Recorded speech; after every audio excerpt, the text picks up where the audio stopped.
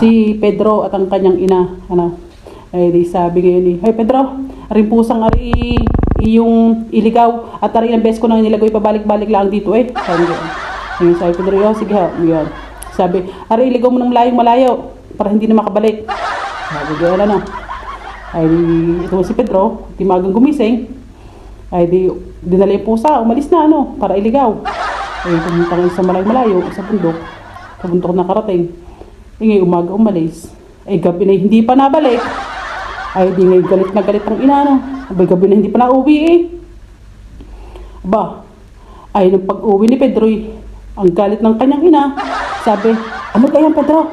Ikaw umaga umalis eh, gabi na ngayon ka lang umuwi. At itong pusang ito nandito pa rin." Sabi ni Pedro "Abay inay, kung hindi dahil sa pusang iyan, ay baka hindi ako nakabalik dito sa atin."